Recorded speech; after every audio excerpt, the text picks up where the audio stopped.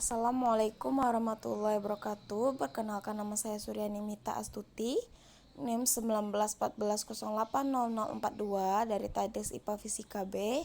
Saya di sini akan menjelaskan materi ke-8, yaitu tentang bab 4. Yang mana yang pertama adalah pengertian deskripsi data hasil penelitian dan cara menyusunnya dengan contoh pada berbagai penelitian.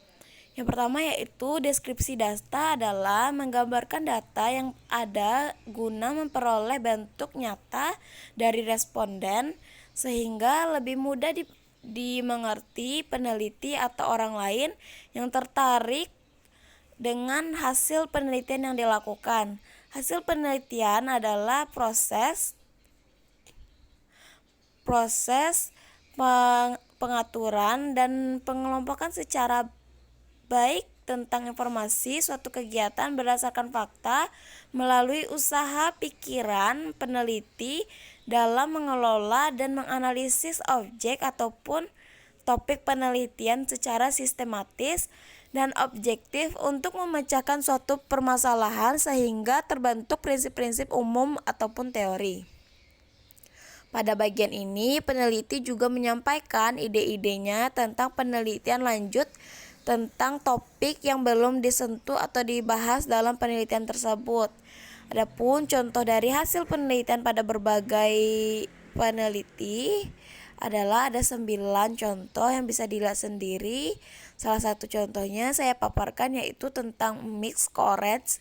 Judulnya yaitu implementasi pendekatan saintifik pada pembelajaran PJOK di SD Negeri Kecamatan Watts. Yang berdasarkan analisis skripsi ini, banyaknya yang dibahas dalam hasil penelitiannya yang dimana dari gambaran umum penelitian, analisis data, dan hasil-hasil penelitian yang didapatkan dari data-data melalui instrumen penelitian yang dilakukan. Hasil penelitiannya jika dicantumkan pada tabel dan diagram yang ada juga berupa kalimat pernyataan hasil. Selanjutnya yaitu tentang hasil penelitian untuk setiap tahap pada model-model penelitian R&D. Yang pertama yaitu model Sugiono, yang langkah-langkahnya sebagai berikut: 1. Potensi dan masalah, 2. Pengumpulan data, 3. Desain produk, 4. Validasi desain, 5. Revisi desain, 6. Uji coba produk, 7. Revisi produk, 8. Uji coba pemakaian, 9. Revisi produk, dan 10. Produksi massal. Selanjutnya tentang model Broad and Goal, yang mana meliputi pertama research and information collection, 2. Planning, 3. Development preliminary form of product, 3. Preliminary field testing, dan kelima main product revision, 6.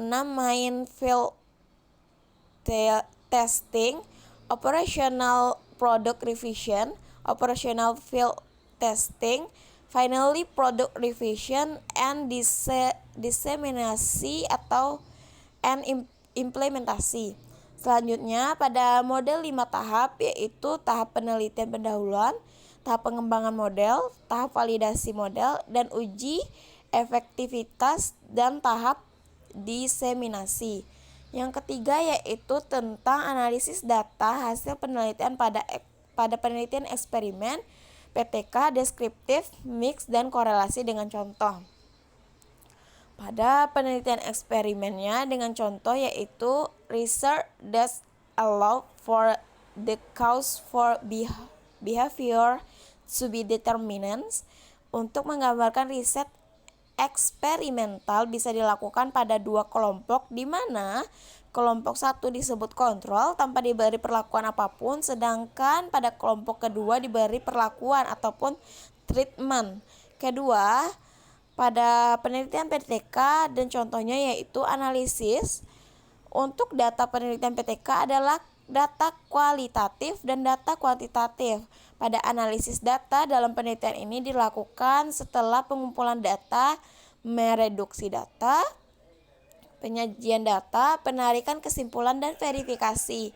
Selanjutnya yaitu tentang penelitian deskriptif dengan contoh. Penelitian ini terdiri dari dua, deskriptif kuantitatif dan deskriptif kualitatif, yang mana pada analisis data deskriptif kuantitatif adalah rangkaian kegiatan penelaahan, pengelompokan, sistematisasi, penafsiran, dan verifikasi data agar sebuah fenomena memiliki nilai sosial, akademis, dan ilmiah. Kegiatan dalam analisis data.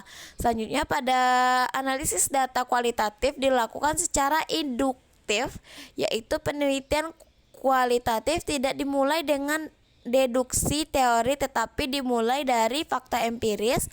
Peneliti terjun ke lapangan mempelajari, menganalisis, menafsirkan, dan menarik kesimpulan dari fenomena yang ada di lapangan. Selanjutnya yaitu tentang penelitian mix dengan contoh. Metode kuantitatif dinamakan metode tradisional karena metode ini sudah cukup lama digunakan sehingga sudah mentradisi sebagai metode untuk penelitian. Metode kualitatif dinamakan dengan metode baru karena popularitasnya belum lama dinamakan metode postpositivistik karena berlandasan pada filsafat postpositivisme.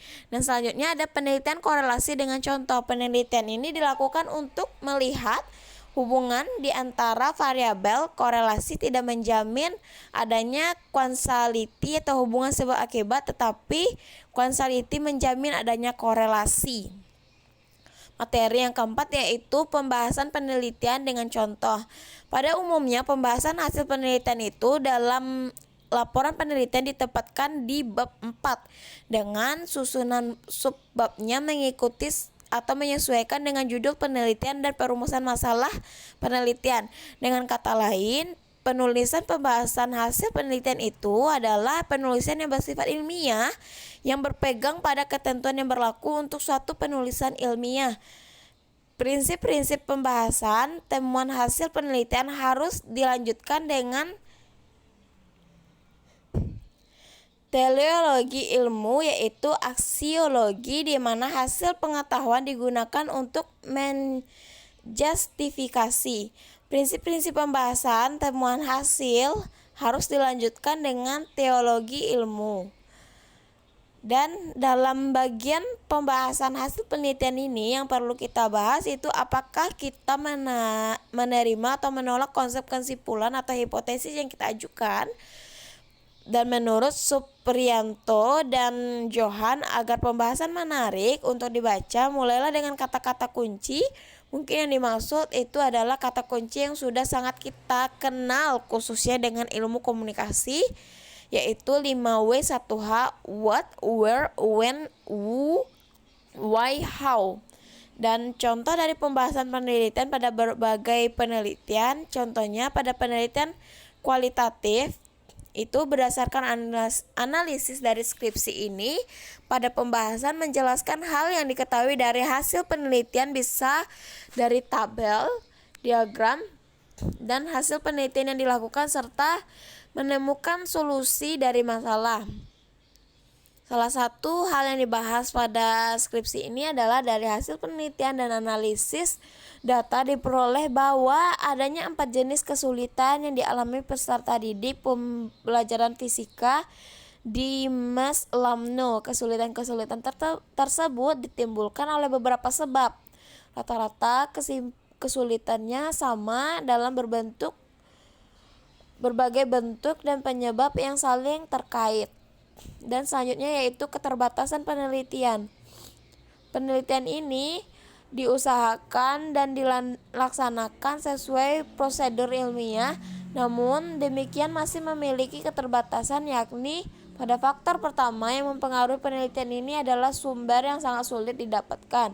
Pada faktor kedua yang mempengaruhi penelitian ini adalah kekurangannya teori untuk melengkapi bagian isi penelitian. Adapun bisa dilihat referensi yang kita dapatkan.